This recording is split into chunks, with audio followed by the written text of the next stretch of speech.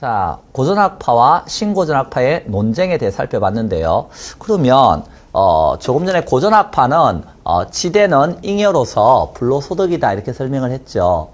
그런데 이 잉여라고 하는 게 왜 생기는가 하는 걸 가만히 보니까 그것은 희소성이 있으니까 잉여가 생긴다는 거예요.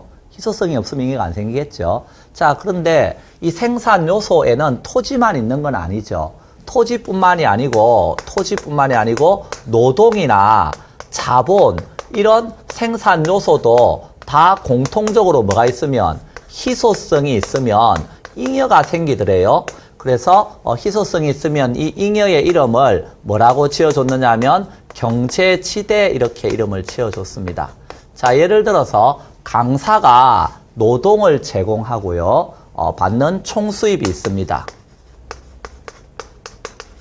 자, 강사가 노동을 제공하고 받는 총수입이 있는데 자, 이 총수입이 1,000만 원이다 이렇게 생각을 해보세요.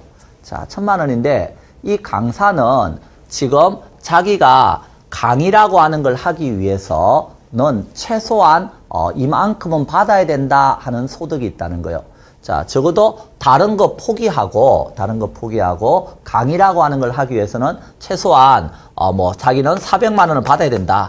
그러면 이 400이라고 하는 것은 다른 용도로 전용하지 못하도록 하기 위해서 그 강사에게 지급해야 되는 최소한의 기회비용적 성격의 돈이 되는 거죠. 그것을 다른 용도로 전용하지 못하도록 하기 위해서 지급하는 돈이다. 그래서 전용수입 이렇게 표현합니다. 그래서 이것은 일종의 뭐라고요? 기회비용적 성격입니다. 다른 걸 포기한 대가로 이만큼 받아야 된다는 뜻이죠.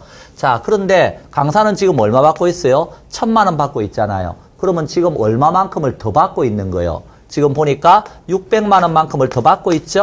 자, 이 600만 원이 곧 뭐가 되는 거예요? 잉여가 되는 거예요, 잉여. 그래서 이 잉여를 여기에서 뭐라고 표현하는 거다? 경제지대 이렇게 표현을 했다는 거예요. 그래서 총수입은 보시다시피 전용수입과 뭐로 구성이 되어 있다? 경제지대라고 하는 걸로 구성이 되어 있습니다.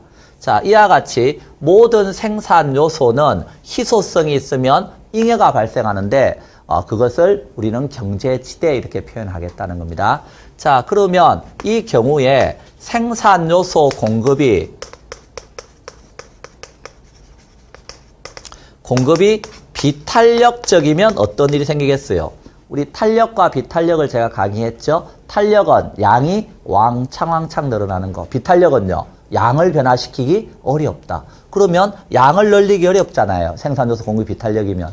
그 말은 이 강사가 지금 희소성이 있어서 금방 공급이 늘어나기 어렵다는 뜻이에요. 그래서 생산요소 공급이 금방 늘어나기 어려우면 희소성이 있으니까 비탄력적일수록 뭐가 점점 많아지겠어요? 총수입에서 여기 있는 경제지대, 잉여가 차지하는 비중이 점점 커질 거예요. 그래서 비탄력적일수록 경제지대가 차지하는 비중이 커집니다. 반대로 생산요소 공급이 탄력적이 되면 어떻게 되겠어요? 탄력이라는 건 양을 왕창왕창 늘릴 수 있다.